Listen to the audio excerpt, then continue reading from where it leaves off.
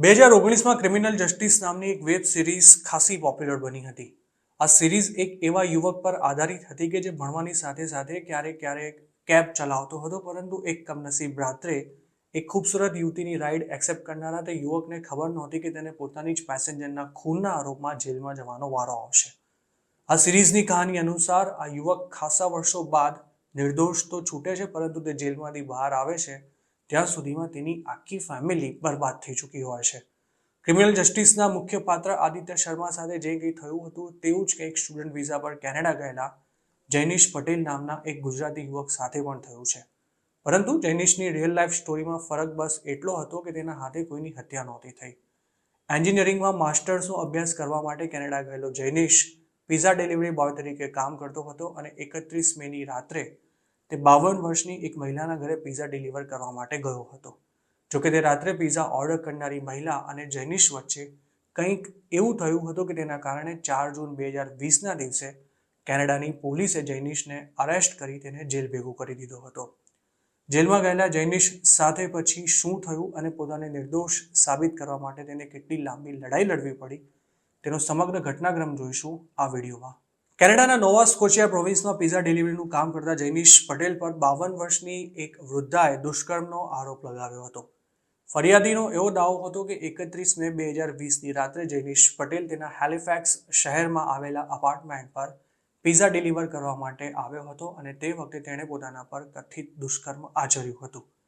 જૈનિશ પટેલ સામે દુષ્કર્મની ફરિયાદ થયા બાદ તેની 4 જૂનના રોજ ધરપકડ કરવામાં આવી હતી અને એપ્રિલ 2022માં તેની સામે ડાયમંડ પ્રોવિન્શિયલ કોર્ટમાં હિયરિંગ શરૂ થઈ હતી। જૈનિશ પર લાગેલો આરોપ ઘણો ગંભીર હતો અને ફરિયાદી મહિલાએ તેની સામે કોર્ટમાં એક એવો સજ્જડ પુરાવો રજૂ કર્યો હતો કે જેનાથી જૈનિશ કોર્ટમાં દોષિત સાબિત થઈ શકે તેમ હતો। જોકે તે પહેલેથી જ પોતે નિર્દોષ હોવાનો દાવો કરી રહ્યો હતો અને તેણે કોર્ટ સમક્ષ પણ પોતાના પર લાગેલા આરોપને સ્વીકારવાનો સ્પષ્ટ ઇનકાર કરી દીધો હતો।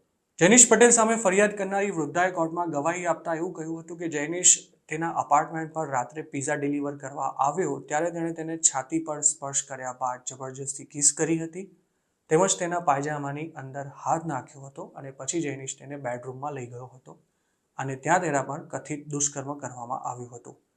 મહિલાએ કોર્ટમાં એવો પણ દાવો કર્યો હતો કે જૈનિશ તેના અપાર્ટમેન્ટમાંથી નીકળ્યો ત્યારે તેણે કે મહિલાએ પોતાના શરીર પર પડેલા આરોપીના સિમેનને પોતાના હાથે વાઇપ્સ દ્વારા સાફ કર્યું હતું અને તે વાઇપ્સને ડાયમથ જનરલ હોસ્પિટલમાં પુરાવા તરીકે પણ સોંપવામાં આવ્યા હતા, જેની 2 જૂન 2020ના દિવસે તપાસ કરવામાં આવી હતી। મૂળ ગુજરાતના જૈનિશ પટેલ પર આ આરોપ લાગ્યો ત્યારે તે ડેલહાઉસી યુનિવર્સિટીમાં એન્જિનિયરિંગમાં માસ્ટર્સ ડિગ્રીનો અભ્યાસ કરી રહ્યો હતો।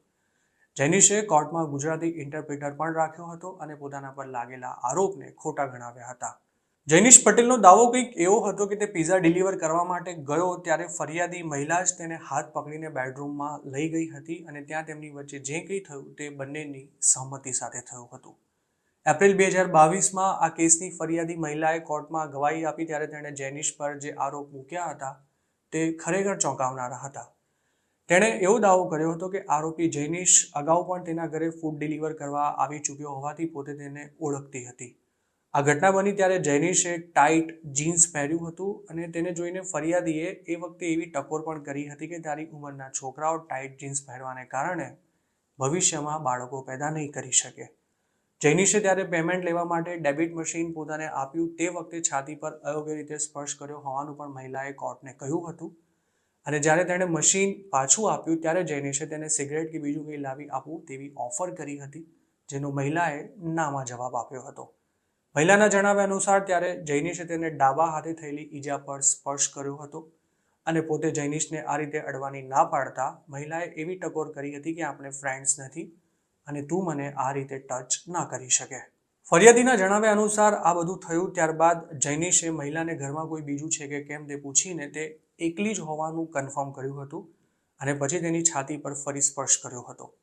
ફરિયાદીનો દાવો હતો કે જૈનિશ તેને છાતી પર અડક્યો ત્યારે તેણે વાંધો ઉઠાવીને તેની ઉંમર પૂછ્યા બાદ જૈનિશને એવું પણ કહ્યું હતું કે તું મારી દીકરીની ઉંમરનો છે।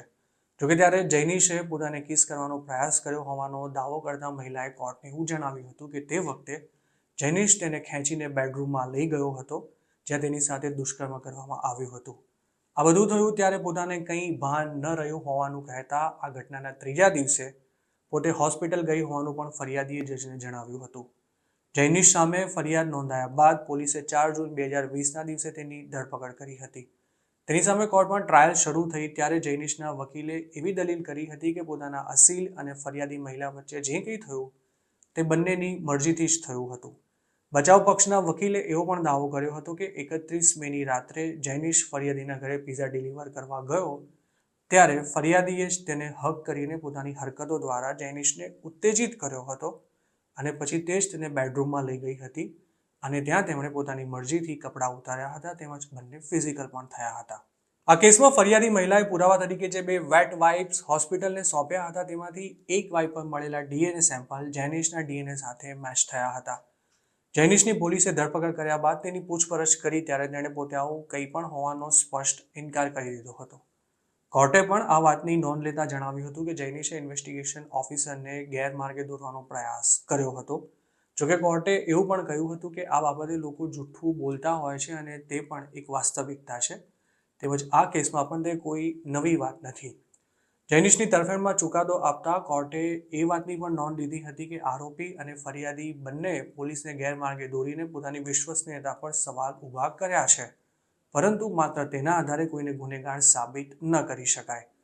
ફરિયાદી મહિલાએ આપેલી ગવાહી પર સવાલ ઉઠાવતા કોર્ટે એવું પણ કહ્યું હતું કે જે રીતે તેણે પોતાની સાથે દુષ્કર્મ થયું હોવાની વાત જણાવી છે તે થિયરી પર ઘણા સવાલો ઊભા થાય છે. ફરિયાદીએ એક સમયે કોર્ટમાં એવો પણ દાવો કર્યો હતો કે જૈનિશ પાસે ચાકુ હોઈ શકે તેવું માનીને તે ડરી ગઈ હતી, પરંતુ તેણે આ ધારણા જૈનિશ કયા ધર્મનો હોઈ શકે તે માનીને બનાવી હતી અને ફરિયાદીએ જૈનિશ પાસે ચાકુ ક્યારેય જોયું જ નહોતું અને આ વાતનો પોલીસ રેકોર્ડ પર પણ ક્યાંય ઉલ્લેખ નહોતો.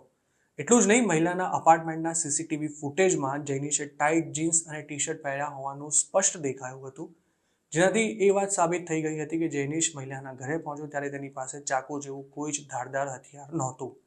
કોર્ટે પોતાનો ચુકાદો આપતા એવી ટિપ્પણી પણ કરી હતી કે આ કેસમાં જે કંઈ થયું તે બંધ બારણે થયું હતું અને ફરિયાદીએ કોર્ટને જે કંઈ જણાવ્યું તે એક સમયે સાચું માની લઈએ તો પણ આરોપી જુઠ્ઠું બોલી રહ્યો છે તેવું માનવાને કોઈ ઠોસ કારણ કે પુરાવા કોર્ટ સામે રજૂ કરવામાં નથી આવ્યા.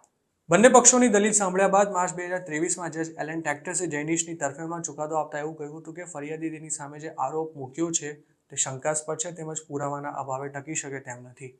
ફરિયાદીનો આરોપ હતો કે જૈનિશ તેની સાથે જબરજસ્તી ફિઝિકલ થયો હતો, પરંતુ જજે આ દાવા પર સવાલ ઉઠાવતા એવું કહ્યું હતું કે તેને લગતા કોઈ સાયન્ટિફિક પુરાવા કે સાક્ષી કોર્ટના ધ્યાન પર લાવવામાં નથી આવ્યા.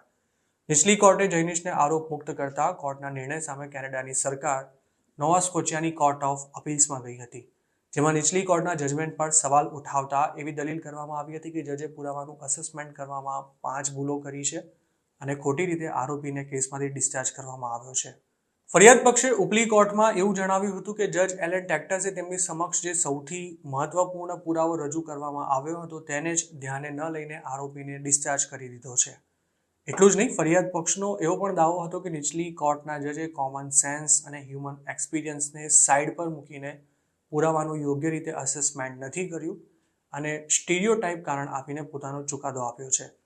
જોકે નીચલી કોર્ટના જજ સામે થયેલા આક્ષેપોને ફગાવી દઈને અપીલ કોર્ટની 3 મેમ્બર્સની પેનલે તેમનો ચુકાદો યથાવત રાખ્યો હતો. આ કેસમાં જૈનિશ પટેલ પર મુકાયેલા આરોપ ખોટા હોવાનું પુરવાર તો થયું છે, પરંતુ તેના પર આરોપ મૂકનારી અને હાલ 58 વર્ષની થયેલી આ મહિલાની ઓળખ હજુ સુધી જાહેર કરવામાં નથી આવી. જૈનિશ પટેલના વકીલ ટોમ સિંગલેટને કોર્ટના આ ચુકાદાને આવકારતા કેનેડિયન ન્યૂઝ વેબસાઇટને એવું જણાવ્યું હતું કે જૈનિશને પોતે નિર્દોષ હતો તે સાબિત કરવા માટે લાંબી કાયદાકીય લડાઈ લડવી પડી છે, પરંતુ હવે તે પોતાની જિંદગી સામાન્ય રીતે જીવી શકશે. જૈનિશ પર લાગેલો આરોપ ગંભીર હોવાથી ફેડરલ ઇમિગ્રેશન ઓથોરિટી દ્વારા તેની વર્ક પરમિટ પણ સસ્પેન્ડ કરી દેવામાં આવી હતી. આ કેસની ટ્રાયલ 7 એપ્રિલ 2022માં શરૂ થઈ હતી, પરંતુ 13 એપ્રિલે બંને પક્ષના વકીલો પોતાની આખરી દલીલ કરવાના હતા ત્યારે જ આ ટ્રાયલ અટકી ગઈ હતી. ફરિયાદ પક્ષના વકીલે ત્યારે ટ્રાયલ યોગ્ય રીતે ન થઈ હોવાનો આક્ષેપ કરીને ફરી ટ્રાયલ કરવાની માંગ કરી હતી, પરંતુ 2 મહિના બાદ તેમની અપીલને ફગાવી દેવાઈ હતી. નીચલી કોર્ટના જજ એલન ટેક્ટસે જે ચુકાદો આપ્યો હતો તેને અપીલ કોર્ટમાં પડકારવામાં આવ્યો હતો, પરંતુ નીચલી કોર્ટના ચુકાદાને બહાલી આપતા તેમાં કોઈ પણ ખામી હોવાનો સ્પષ્ટ ઇનકાર કરી દેવામાં આવ્યો હતો.